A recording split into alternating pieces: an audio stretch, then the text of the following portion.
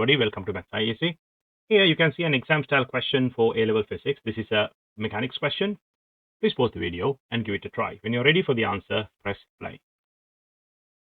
A student dropped a ball to investigate the acceleration due to gravity. A motion capturing camera took snapshots of the ball at regular time intervals as it fell. The first two snapshots show the position of the ball shortly after release. Snapshot A shows the moment the ball was released from the rest. So here we know the initial velocity is 0. The diagram shows the vertical path of the falling ball. So we know this is the first one. So let's say this distance is d. Which of the positions W, X, Y, or Z best represents the position of the ball in snapshot C, which is the next one in the sequence? Now, I've seen many students make mistakes in questions like this. However, there is a very easy way to do this. In fact, I'm going to do this in two different methods. I'm going to show you the method that is really easy, which is using velocity time graphs, which most people don't think of. And the other thing is obviously using SUVAT. So let's do it in the first method. Now let's produce a velocity time graph for an object under the influence of gravity. And it's just dropped from rest. So obviously we know it's a straight line through the origin. So the graph looks like this. It starts from 0 and the snapshots are taken at regular time intervals. So let's say this is the first one and this is the second one. So whatever this time here is the same as this time here. Now, if you just look at the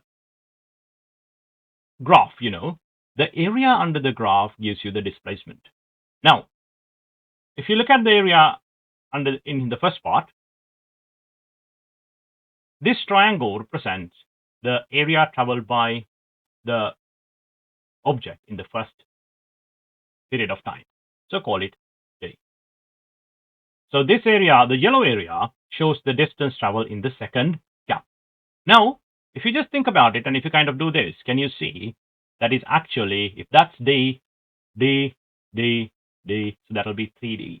So in the second time period, it would travel 3 times as much as it traveled in the first one. So I can mark this on the diagram. That's 3d. So your answer is it will go up to point y. So the answer is C. This question can also be done in another way. In fact, most students and even most teachers that I know use this second method as their primary method, but I prefer the velocity time graph method because I think it's really, well, it makes it quick and easy. Now, the regular method is this. You're thinking of SUVAT, and in the downward direction, you're going to write S is equal to ut plus half at squared. Now, the initial velocity is 0, so that ut product goes to 0. So I can see the displacement is half acceleration is g t squared. Now, half g is constant. Oh, so S is directly proportional to t squared. So if you think about the first one, d is directly proportional to t squared. That's the first one. Let's say this time is lowercase t. This is also t because it's the second one. Well, you would know this is 3d at this point. I'm just kind of working out. So the new distance, call it capital D, is proportional to, now the total time elapsed from the beginning is now 2t. Everything squared. Now I can divide 2 by 1.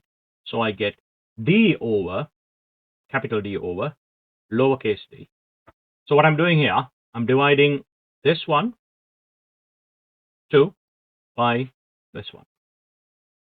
So to do that, I do capital D divided by lowercase d, this one, is equal to 4t squared on the right hand side divided by t squared. Now you can see t squared gets cancelled out, t squared gets cancelled out, capital D is 4d. Now remember, this capital D is the total distance that it drops from the top. So we know this distance from the beginning is 4d. If that's 4d, the top bit is d, obviously this is 3d, so the answer is again y. This is usually the general method of doing this one, the formula method.